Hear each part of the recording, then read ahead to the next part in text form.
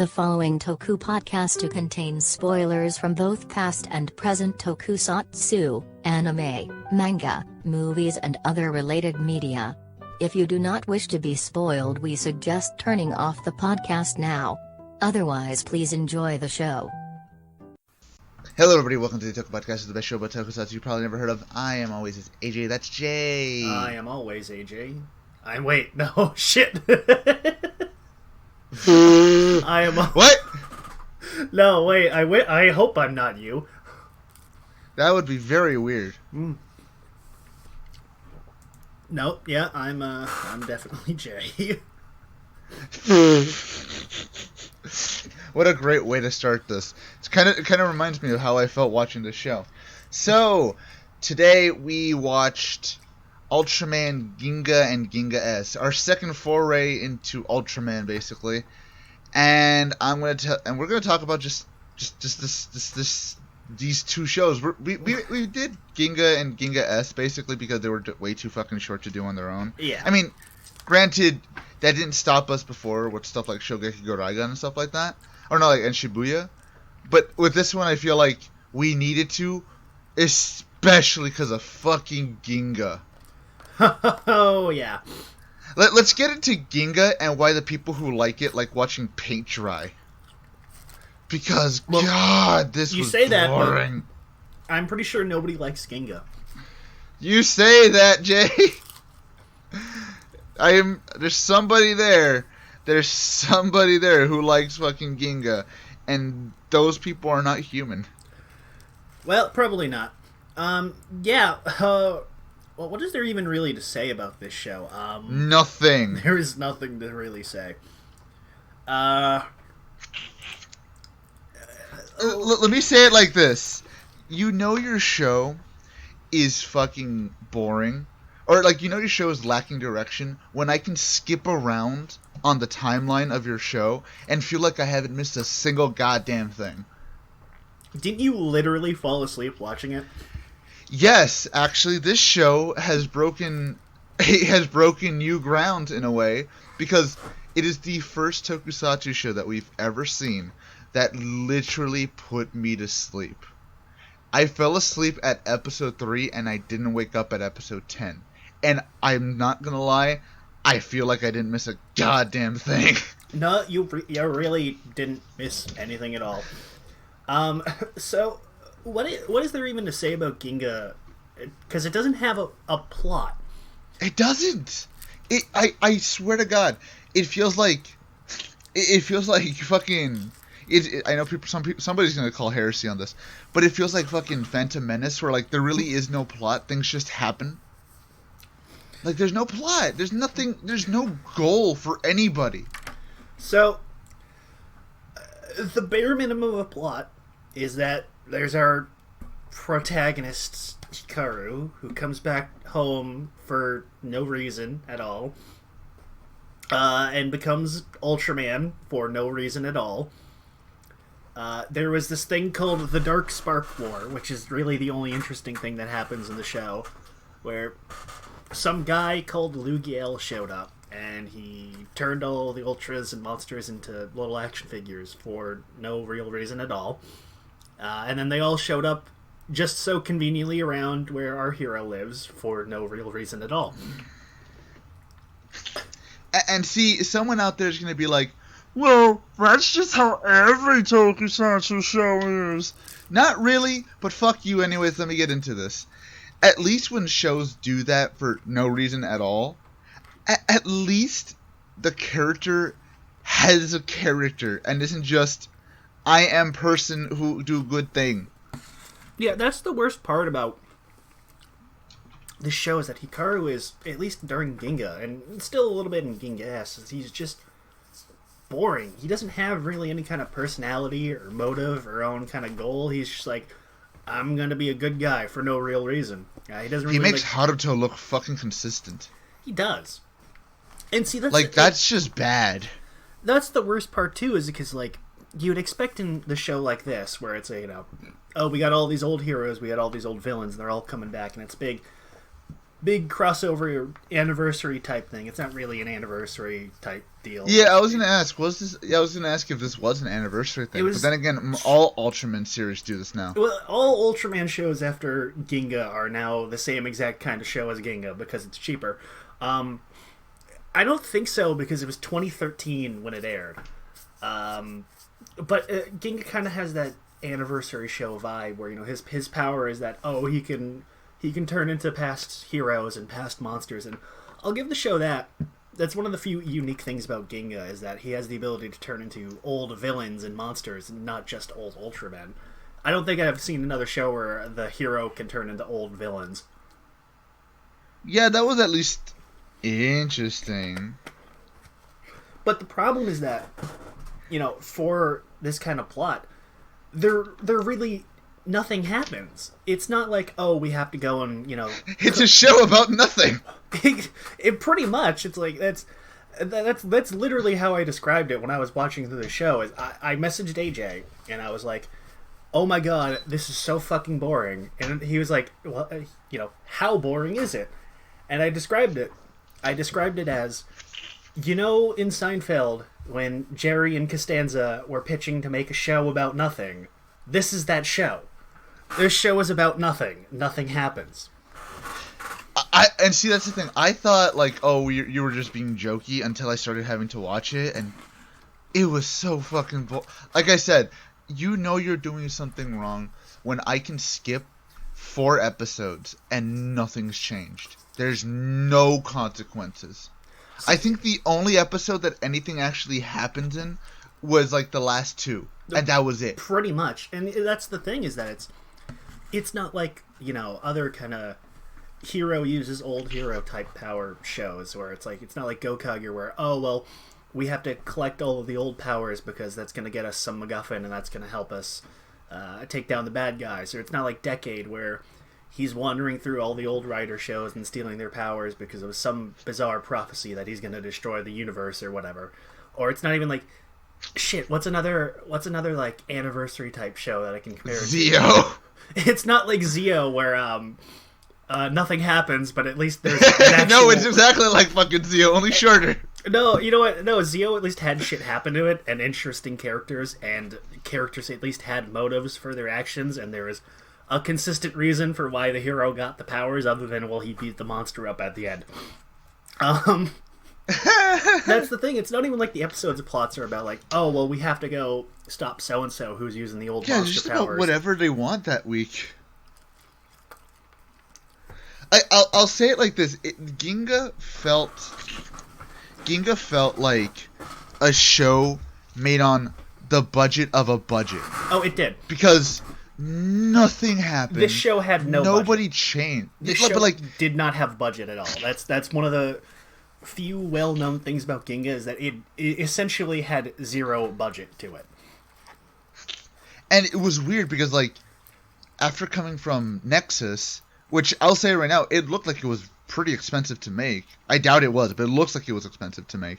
And then going to this, I mean, of course, I don't mind smaller stories, and being a smaller story isn't exactly a bad thing. But there's nothing to it. Most episodes are, thing happens to somebody that is not Hikaru. Hikaru's like, that's cool, bro. And then a fight scene happens, and the theme song keeps playing over and over and over again. And that's it. It's like if you tried to mix up a superhero action show and a slice of life anime, but then also forgot to balance it properly and had the slice of life anime be about nothing. Because like I said, it was just boring. None of the cast is interesting. Hikaru is a blank slate, as we mentioned. All of his friends are even blanker slates. Hell, they're not even slates at that point. That metaphor already failed, but whatever. They're amorphous blobs of nothing. The only other character who's even remotely interesting is Tomoya, who is kind of, sort of, the secondary hero, but not really. And the only really interesting thing about him is that he starts as a bad guy and becomes a good guy in the span of 2 fucking episodes from his introduction. And then I remember that. That was so weird. And then they do absolutely nothing with it beyond that point. and then he does nothing the rest of the show. The only character who is at all interesting or does anything of importance is fucking Taro. And Taro is the best character in the show because he's a tiny little action figure that's dancing around off screen. It's great. It's one of those. The action figure thing, that they're sentient and they're moving around. That's really interesting. Well, that's the thing. That could have been something. They aren't. Because it's just Taro who is sentient. Everybody else is just like a blank, mindless toy. It's just a toy. Taro is the only one who still has his mind and personality, and the show never really gives any explanation. They give like an offhand explanation. It was like, oh, well, when Lugiel was using the thing that turned us all into the Spark Dolls, I was something or other, and that's why I can still move around on my own. Ultraman magic. Basically. But see, that's the thing, like, there's multiple times where you see Taro in they make little tiny little props for him. Like there was a time where like he was sick and he's in a bed with a little tiny little bed and like a little singular ice cube on his head. Or when he's gonna eat curry and he's got a tiny little spoon. It's fucking adorable. Yeah, but he's all standing they there do with like a tiny little spoon in his hand, watching them eat. It's like, Taro, can you even eat like that? It's like, no, but I enjoy the feeling that I can. It's funny because like Taro is kind of treated as a joke, but also he's the only character who does anything. It's great. He's really the most interesting part of the show, and it's a shame that he really doesn't get that much screen time. He's the only one who I feel has any reason to go after Lugiel. Because what does Hikaru fucking do? He doesn't bring up any of this shit. He kind of tells like, oh, here's this and here's Lugiel, and like finding Lugiel isn't even like the plot. They're just dicking around waiting for stuff to happen. It's not even like they're trying to figure out who Lugiel is or where he is. It's like, because his fucking... Dude, I don't even remember them saying the name Lugiel until you came up. That's the thing. They literally do not even mention him at all until he shows up in the show at the final episode. Like, fucking Taro, when he's explaining the Dark Spark War, he's like, oh, well, there was this guy who did it. And then he never mentions his name or talks about him in any detail. This show didn't like start wheel spinning. It was wheel spinning from the beginning. The wheels weren't even spinning. They were just sitting there on the ground. They're not attached to anything. And see, the worst part about it is, like, there's some interesting ideas in this show. Like, I like the idea of John Killer, which, by the way, he doesn't come back. John Killer, I like the suit for John Killer. I like Ginga's suit. I like some of the fight scenes. They were kind of interesting because they weren't super slow. Like, usually sometimes Ultraman like will do slow fights. They were going at normal speed sometimes. But like, it's at the surface of fucking nothing. Yeah, like the fight scenes aren't even that interesting. They're just kind of bland. I've seen better fights in other shows. Nothing really exciting happens in them. Like, oh, cool, they brought this monster back. Are you going to do anything interesting with them? No? Okay. Whatever. Oh, cool, here's Dark Tiga. Is Dark Tiga going to do anything interesting? No? He's just going to job out? Okay, cool. It's... the only other character I can think of that I actually had some fun with was, what's his name? Zalaki, or whatever his name? The gold dude. Valky. Yeah, Valky. Lugiel's minion, alien Valky Sajin. He's great because he's just speaking English half the time and just being kind of a weirdo. Weird. And but see, I liked him because he had a fucking personality. Yeah, all of the villains had a personality, and it's a shame that like they keep like dropping them after 2 episodes.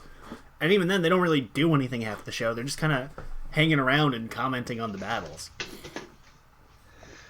I have no idea what went on behind the scenes for them to keep making it this fucking boring. But it, again, like, I know there's going to be somebody out there who likes fucking, who loves this fucking show. But, man, I felt like I could actually feel my cells dying. I was so bored. Like, it was just, ugh. Yeah, I know AJ was very worried as we went into this that people would hate us. Well, no, he was worried that people would hate him again for shit talking Ultraman. I fucking liked Nexus. Okay, I still stand by that. I thought it was a good show despite its flaws. All right. Anyways, I didn't think it was that bad either. I just think that the fucking second half was garbage. it was garbage, but that's besides the point. Look, all I know is that dude who wrote the wiki entry on Comrade where it says it's not as good as Ultraman. Fuck you. Fuck you, you pretentious cunt, because I've seen 2 of these things, and one of them was said to be the best ever, and it wasn't. And now I'm watching Ginga, who's literally making me feel like I'm going into hibernation. Eat my ass. But yeah, that's the thing, is that there's nothing really to talk about with this show. There's no plot, there's no villain really until the last episode, and he kind of comes out of fucking left field because it turns out that he was possessing this random side character for no reason, and nobody even knew about it at all, except for Hikaru's grandfather for some reason. Who also, for some reason, knows who Taro is, which is never elaborated on because he never shows up again. Don't worry about it. Yeah. Even though, as Taro states, this is a universe where the Ultras don't exist, which is also never elaborated on. But that also... I feel like they dropped that. They probably did, and that's another thing, is that kind of comes up sometimes in other shows. Like, I know, I think Jeed did that as well, where it's like, this is a different... But they were at least like, this is a different universe, but the Ultras are just crossing over. And look, they'd keep doing this, or just like... Interdimensional travel is just super fucking easy for Ultraman. It just keeps happening, alright? Yeah, that's what was weird to me, because like I remember like seeing that the first time, and I thought, okay, that's an interesting idea. Like there's never been an Ultraman in this world. There's something different about it. They have to get used to these giant motherfuckers who are just coming around beating the shit out of monsters. That's cool. And then it's like, it's whatever. Yeah, it's whatever. Like there's nothing to it. Like, and then like I feel bad because like I feel bad because I seriously could just recommend that you skip this completely. You won't miss anything. Oh, absolutely. There's the only thing that's like really interesting at all is the final episode with Liu Yale. And they don't fucking do anything with Liu Yale because he's just generic, I'm evil and I want to kill all humans.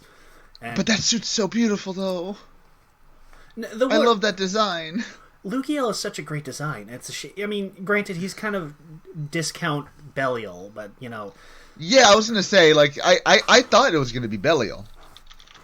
I like the way he looked. I thought it was gonna be like a Godzilla Final Wars thing where it's like he like shaves the rock off and it's gonna be Belial underneath. Well, but I guess not. Well, that's the thing, is that they actually do play with the idea. Like, that's the thing, is that the only interesting thing about Ginga and Liu Yale is that they're the same fucking person, and you wouldn't fucking know that because it's not at all mentioned any time at all in the entire fucking series. What? Nor the second season. Yes. The big the big reveal twist is that Ginga and Liu Yale were once the same guy, but they split off into two, like fucking Piccolo and Kami. And this is never at all brought up in either season. In fact, unless you knew about it going in, the only fucking way you would ever know that is if you watched an entirely different show.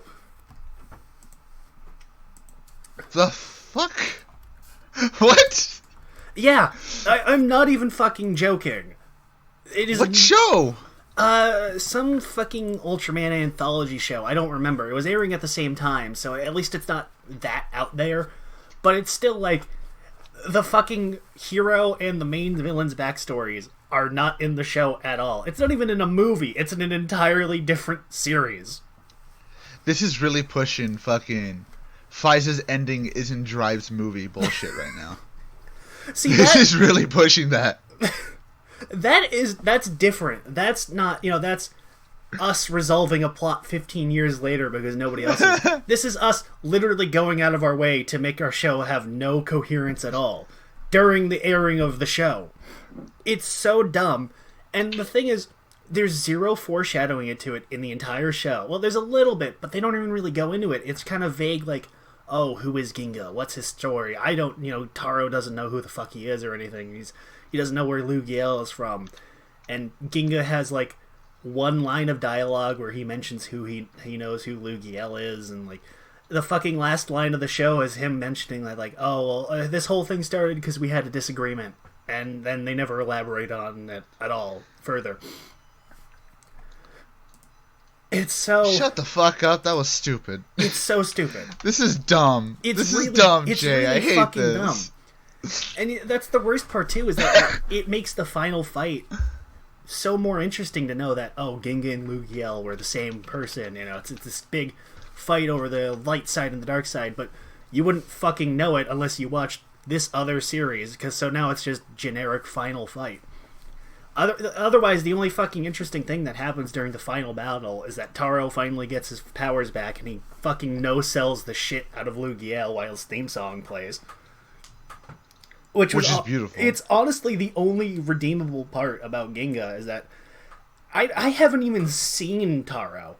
Mostly because it doesn't have subs that are in any kind of coherent language. But... Yet, I don't know, Mill Creek's on Ace, so we got one more show to go, and then we get Taro, so, you know. There you go. But yeah, you know, I've always thought Taro was pretty cool. He has one of the cooler, more unique Ultraman designs. Well, somewhat more unique. They've started kind of copying him a little bit more nowadays, but that's another story here.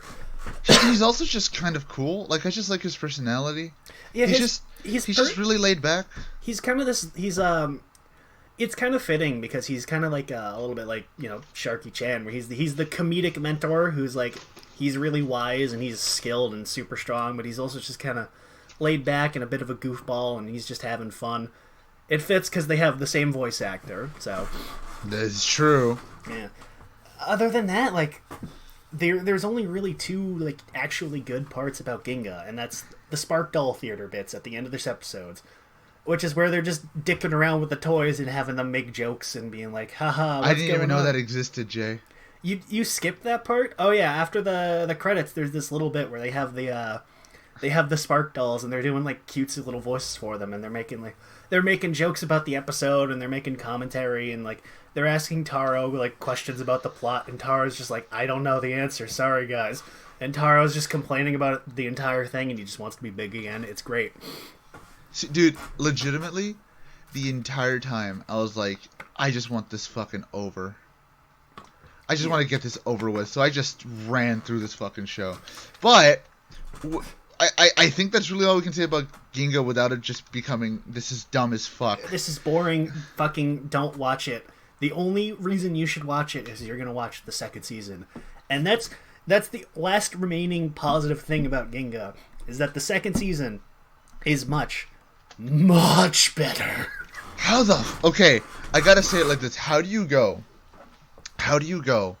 from boring as shit to actually exciting? Well, AJ, it's insane. Well, AJ, I'll tell you. It's two very simple words. Koichi Sakamoto. Sakamoto? You mad genius. You done it again. Sasuga Sakamoto Sensei. You know what? Give this guy all the fucking Space Squad movies. I don't give a shit. He fucking saved this season. Yeah. I mean, granted, obviously he didn't write it. I don't remember who wrote the second season, but it's much better written. It's much more entertaining. I actually give a shit about stuff happens. Stuff happens in it. I care about the characters. I think the plot's a little bit better. It's pretty generic. Is Ginga S good?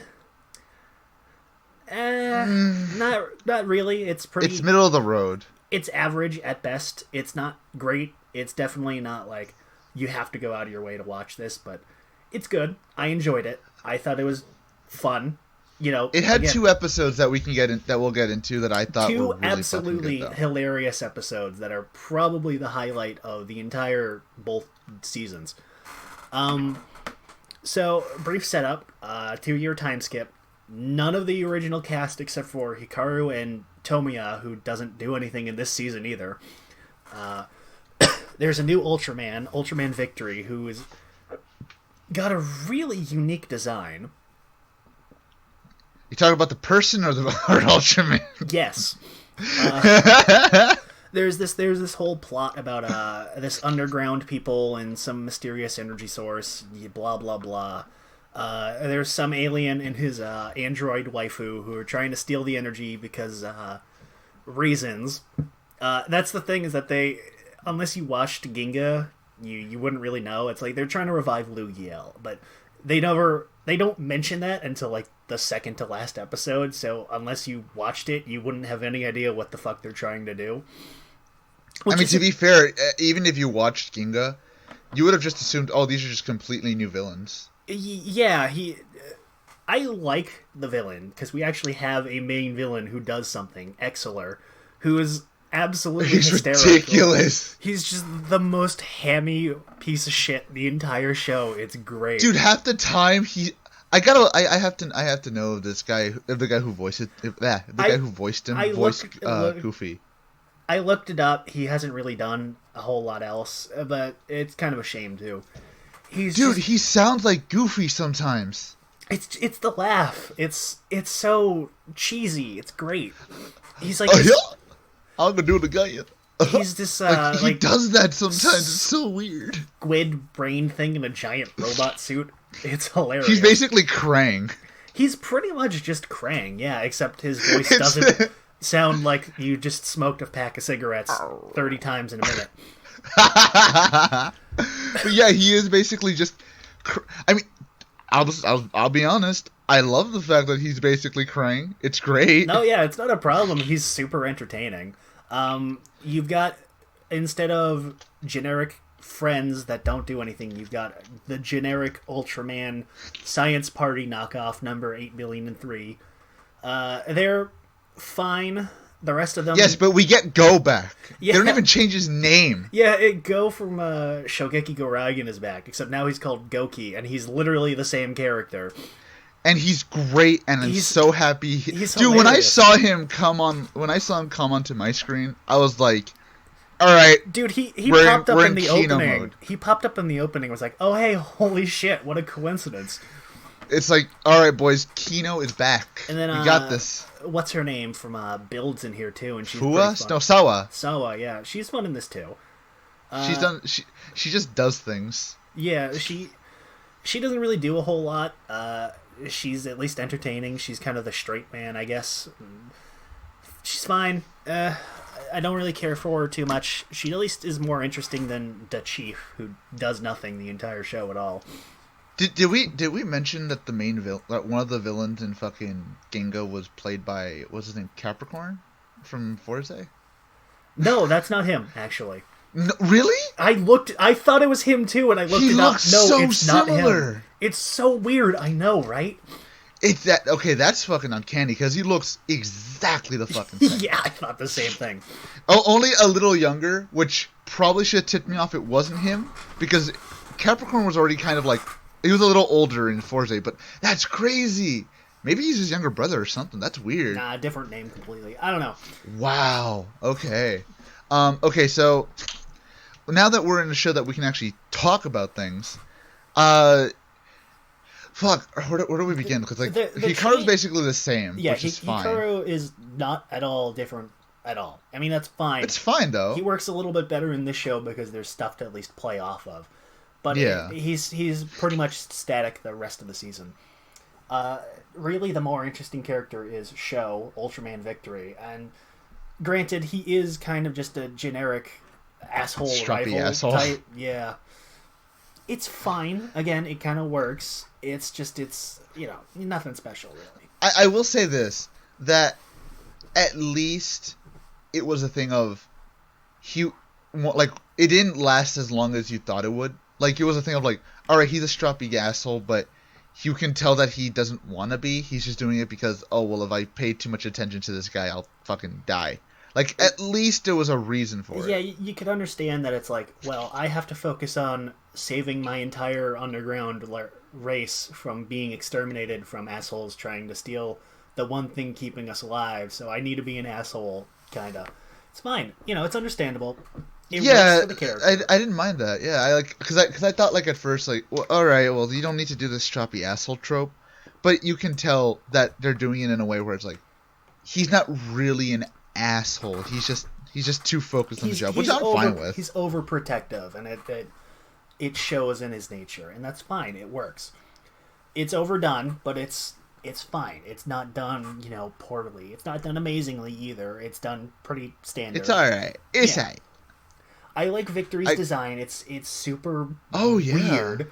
He's got like this weird like tricorn hat looking head with the glowing V on it. It's different kinds of. He uses different colors. He uses like a very dark blue and kind of like a muted red, unlike normal Ultras where it's the very vibrant blue and red. And it's a very nice contrast.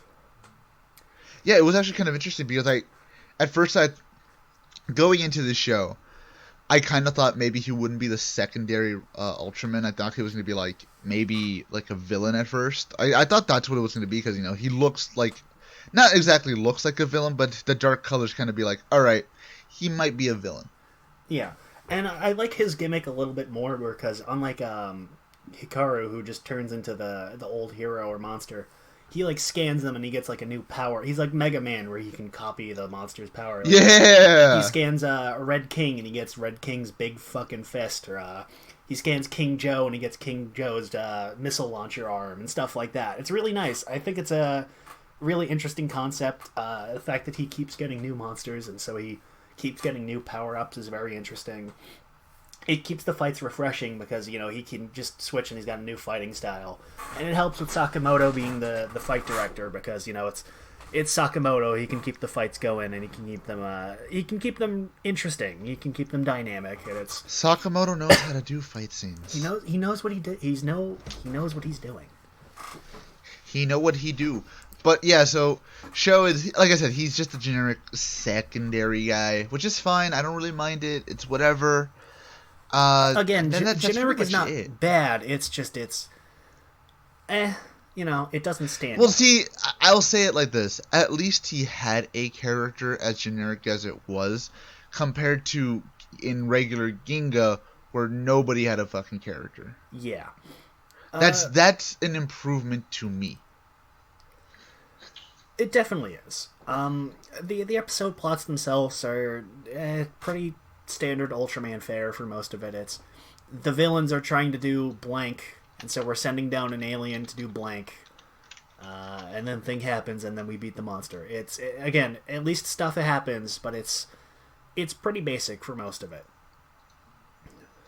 We didn't even. Also, there's the robot waifu turns good or something. She turns good halfway through because of course she does. It's fine, whatever. I'll say this: they got someone who looked really weird. Yeah, that's true. She's kind of a non-existent character for most of the show. It's fine, whatever. Again, most of the plots aren't really anything to write home about or really stand out. There's a couple of episodes that stand out, mostly in the later half where shit gets goofy. There's 2 episodes right off the bat, right between each other, that I think we wanted to bring up. You mean fucking Gon Q, the best person in the world? Dude, Gon Q, Gon Q didn't deserve it. He needed more love. So there's one episode where,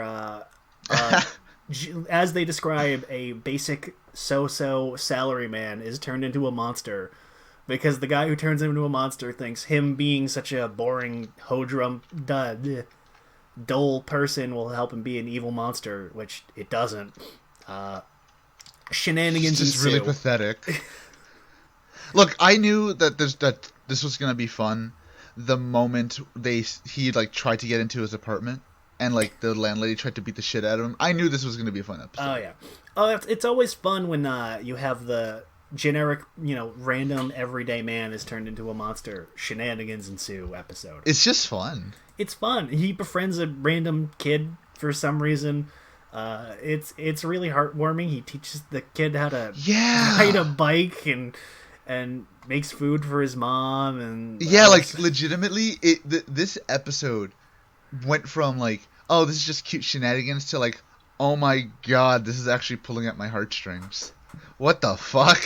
Where did this come from? It's a really short version of the Iron Giant where the kid meets the monster, the monster befriends the monster, drama happens, and then there's a happy resolution, sort of. But the monster doesn't. Well, he kind of dies. He turns back to a normal human. Pretty much the same. It's so fun, and it's just so out of left field. It's ridiculous. I really enjoyed it because, like, it shouldn't have been that fun. It shouldn't have been that cute, but it was. And I'm just like, I kind of want more of this. I kind of want more of Gon Q's adventures over here. Like, he's awesome. It was. I love that episode so much. Oh yeah. And then there's the one right after it, which is about an alien who came to invade Earth and then got obsessed with idol bullshit and became Kento Miura's origin story, basically. Oh my god. And he becomes like a weird like idol fanboy of. I think it was the chick from the first season who's like, "Oh, I want to be an idol," and then they did nothing with it the entire show, and then now she's just an idol because whatever. And he's like a big fanboy of hers, and they're like, "We sure about this? I mean, he's an alien. Are we sure? Is this okay? Is this a plot? All right, whatever." And he's dressed like I loved it. He's just like fucking Zubat for no reason. It's great. Yeah, I was wondering because like I was thinking like, is he like related to it or something? Because I had no idea what was going on. I just saw the way he was dressed. He's got the costume, and then like he does the pose once or twice, but they don't really do anything else beyond that. I mean, not that I mind. It's a fun little bit. It doesn't need to have a reason. It doesn't need to be explained. But it's kind of silly, and that's really what the episode is. It's silly and it's fun. Because it's about a monster becoming an idol fag. And it's just absolute madness. And he uses synchronized fanboy dancing to defeat the monster. I love that. The entire episode had no... Look, these 2 episodes had no reason to be this fun. But they were. And they were like legitimately my favorite episodes of the entire series because they just, again, like you said, they come out of such left field that like you kind of think, oh, all right, oh, okay, like you're caught off guard and you just enjoy yourself, and I love it. I fucking love it. Yeah, there are some other good episodes too, but most of them aren't really super standout beyond that. The finale is fine. It's kind of generic. You know, you get the asshole higher up who wants to use the energy source that we're protecting also as a weapon, like the villains. And then there's the conflict there, and everybody gets fired, and then they break in again, kind of, sort of, but not really. And then Lugiel shows up again, and now he's got a new form for no reason. And then they beat him. That's it. That's the end of the show. All right, whatever. Can I just say that the first time that I thought this ended, or should have ended at episode 8, because like it felt like, I don't know, it felt like it should have been the ending because the villains are basically winning, the gang is all beaten up, everyone's fucking dead, or basically like everyone's dying and shit, and it's just like, all right, this feels like an ending. This feels like it should have ended here, but I guess that's just the mid-season arc because whatever, I don't know. Yeah, it is kind of a weird like, oh, here's the climactic fight with the big bad, except the show just kind of keeps going and he doesn't even get defeated. He's just like, all right, I'll lose. The fight's gonna keep going from here. Whatever. Yeah, but I don't know. For me, actually. Now that I'm looking it up, it kind of makes sense because this show was shown in 2 halves, apparently. Yeah, I know there was a bit of a delay between halves of the show. Maybe that's why. Possibly. I mean, what else is there to really say about fucking Ginga and Ginga S? The soundtrack's kind of fine. The first theme song's serviceable. They keep using it again in the second half as the weird idol bait song for some reason. It's so weird. And the thing is, I you know what, I feel bad. I'll say it right now. I'm sorry. She's not that good of a singer. No, yeah, she's definitely not a great singer. I think she's got that like natural chipmunk voice, and it does not translate to singing very well at all. And we're back with the Chipettes. Yeah, pretty much. The second opening is a little bit better, but it's fine. It's just fine. I don't really care for it too much. Look, the first time I heard it, when it came on after listening to that fucking soft ballad bullshit from fucking Ginga, I was like, oh, okay. This is a thing now. This is a song that I can actually be like, all right, I can tap my foot to. Yeah, that's the one thing is, it's at least entertaining, which again is kind of the thesis statement of Ginga S. At least it's entertaining this time. I know this will sound like actual heresy, but I got such Power Ranger theme song vibes from Ginga S's theme song. I can't be the only one who felt that, because I think it also was because of the way that they shot the opening where like the character names are coming in and they're closing in on the actors and everything. I'm just like, this feels like they took some inspiration from a Power Rangers opening, and it's really weird. I mean, it's not bad. I mean, yeah, it isn't bad. I don't see it there personally myself, but I don't know, something about the way that it was paced, and like all the shit was happening, and all the fucking close-ups and the smiling portraits with their names coming up on the side. I'm seeing like the lost Power Ranger season that we never got in America here. It's really weird. But I don't know. I'm pretty sure someone thinks that's heresy. I think it's a compliment, because some of those Power Rangers openings, like the way they filmed those, were badass at the time. Also, I know this is gonna sound weird, but the cinematography in the show was really fucking good. Oh yeah, it was interesting. It's much, again, we got Sakamoto directing, so that's a plus.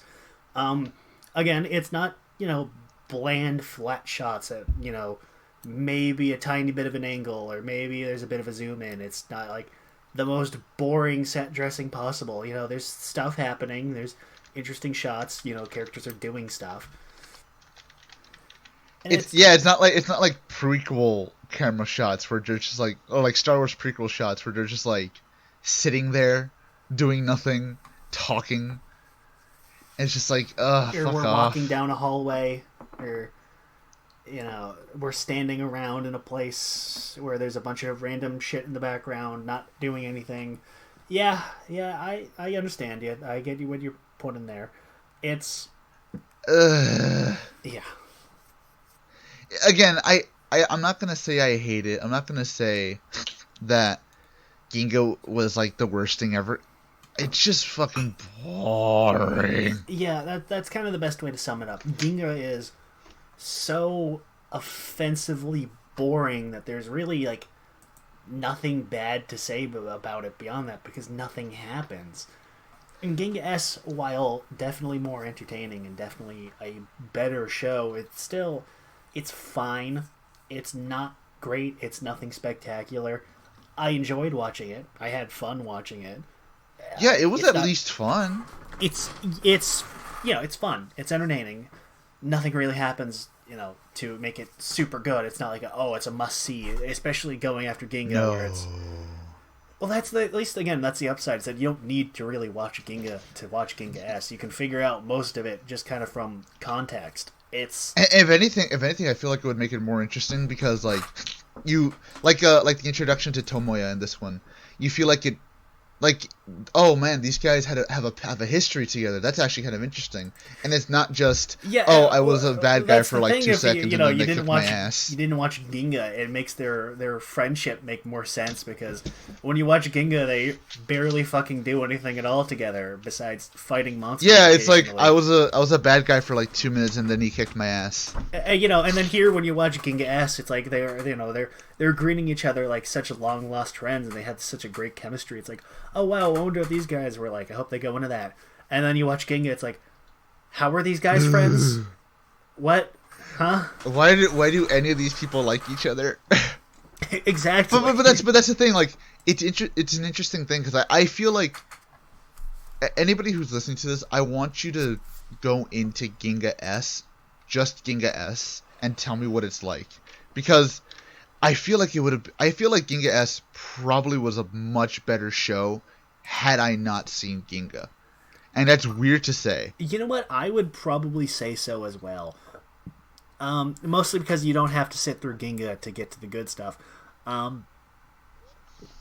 It's just it's weird because like I said, like I feel like had you again maybe it's like somebody in the Discord said, I feel like maybe it was because of the fact that I had to watch Ginga that Ginga S felt so much more alive.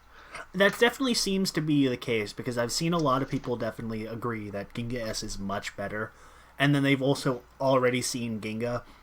I don't know how many people have only seen one or the other. I would certainly hope you've at least watched Ginga S if you're going to watch Ginga at the bare minimum. I don't know. Granted, then again, if I didn't already know that Ginga S was better, or I had to watch it either way, I probably would not have watched Ginga S had I watched Ginga. So that's fair enough. Yeah, I feel like I feel like again this is very much a tale of two shows. I would say if you wanted like an experiment of how to do it the same show but differently, like the same show twice but differently, I would say this is a very interesting like concept. Like if you're into like breaking down pacing and directing and all this stuff in shows like this, watching an episode from each of these, I would say watching the first episode from each of these would be a really interesting experiment. I even want to do that because that sounds really fun. Because it's like, here you got Ginga, where his introduction is, my parents told me to fuck off. And then here you got Ginga S, where it's like, starting in Mexico, and he touches a stone that finds automatically this leads whack to ass mystery. crystal from the underground cave people. You know, again, shit is happening, so you're at least invested in what's going on. There's some intrigue into what you're doing. Yeah, you're wondering who this guy is. You're wondering what his deal is. You know, why is he hanging around this whack ass crystal? What's with the monsters underground? What's all this shit going on? And then when you watch Ginga, it's, who are these people? Why do I give a shit? What the hell's going on? What's this deal about this school? Why is this important? What? Blah, boring. Shut up. Also, I just looked up the main writer of Ultraman Ginga, like just Ginga. He was apparently the head writer of Dyna, Nexus. He was the secondary writer of Double Forze and Drive, and he was the chief replacement writer for Ghost. Awesome! I love it. Fuck you. How the fuck did he... That doesn't make any sense, because Dyna is also good. All of those shows we listed were good. What the fuck? Except for Ghost. Well, obviously, except for Ghost, you know.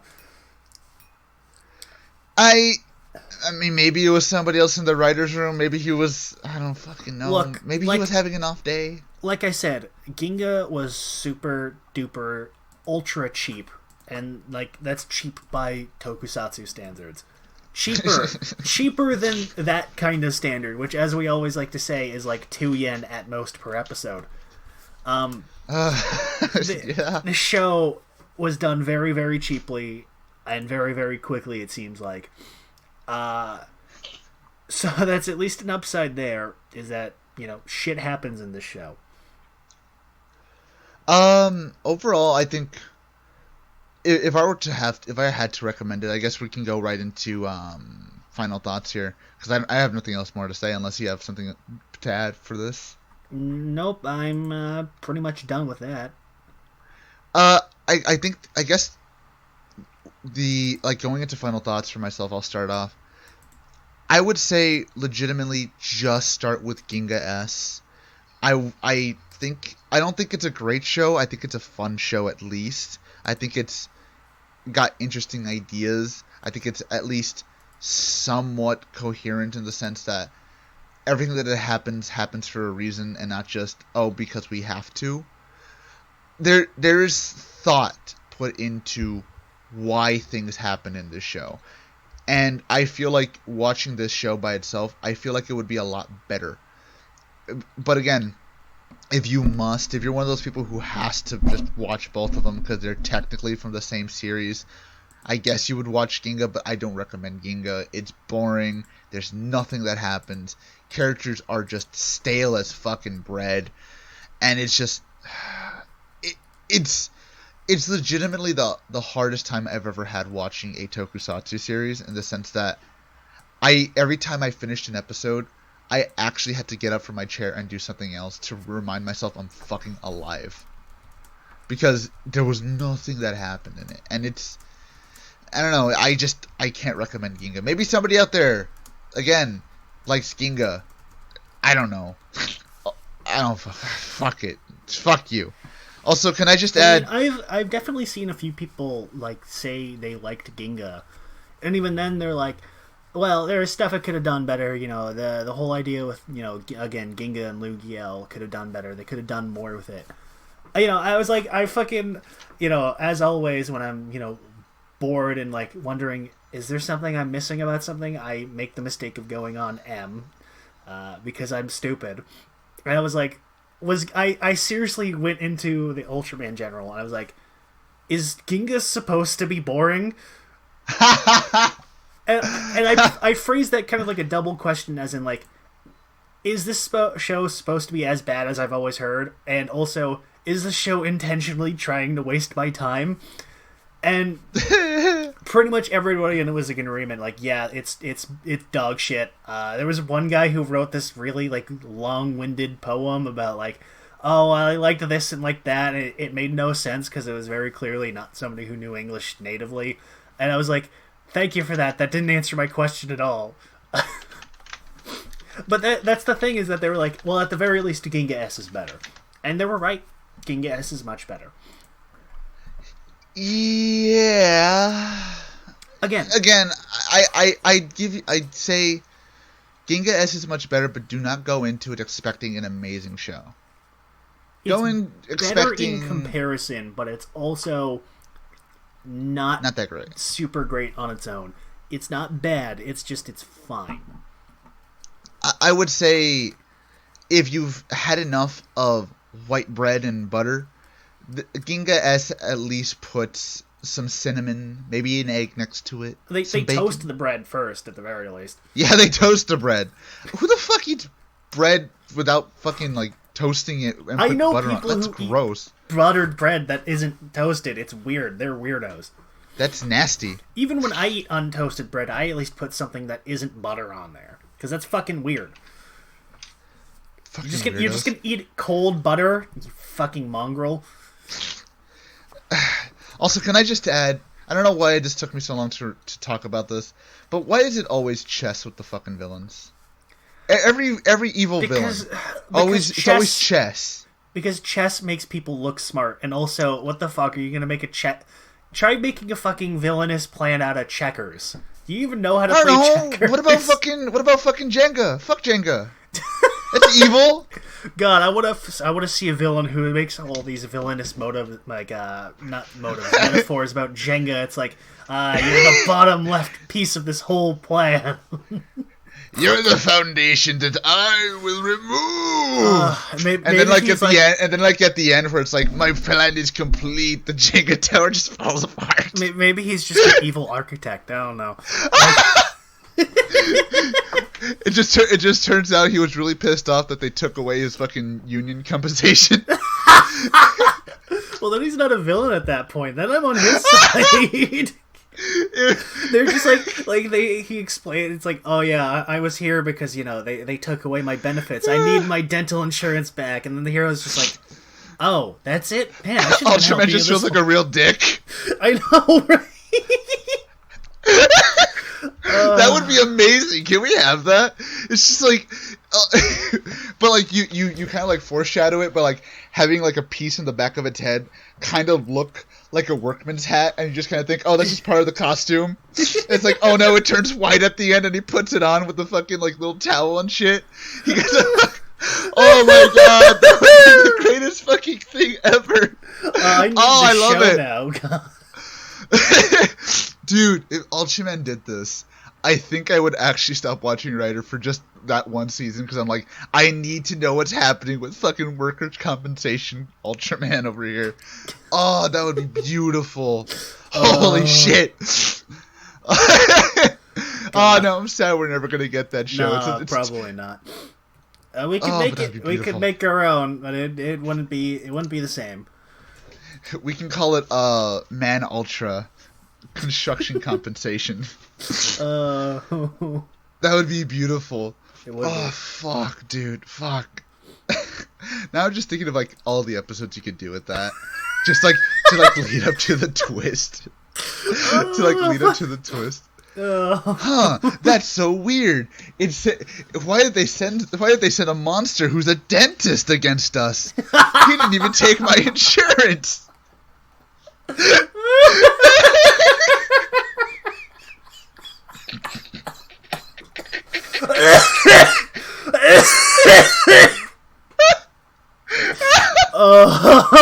Son of a bitch.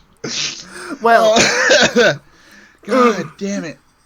I think that's when you know the episode's over. Is that when we run out of things to talk about? We just start talking about dumb shit.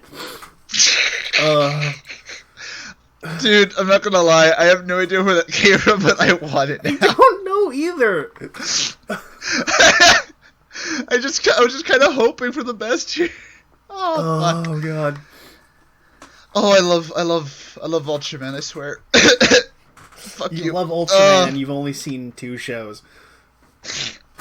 Yeah, and one of them was boring as fuck. Alright, so, and the other one was written by fucking Vince Russo. Ah, dude. Okay. So, Well, let's actually do the wheel now.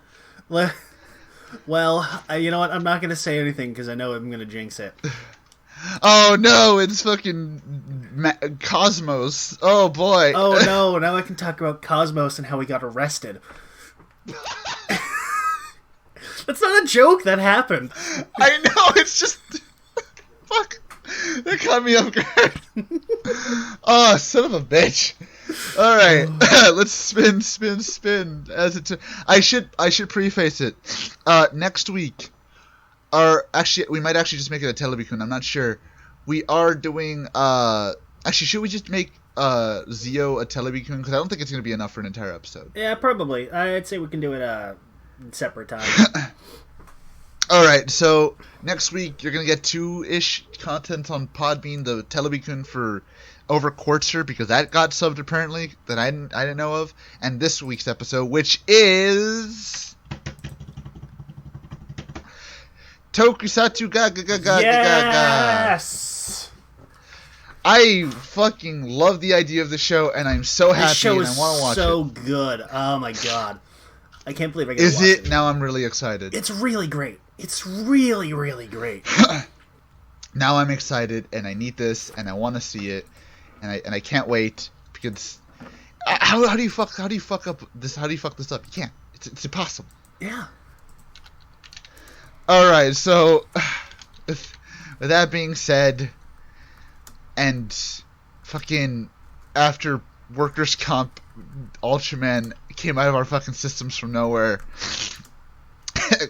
I think that's all we can say about Ultraman Ginga. It's just 8. So, with that being said, as always, I'm H2, that's Jay. Good night, as always. If you like what you heard, please give us a follow on Podbean. And if you want to go into the Discord link is down below.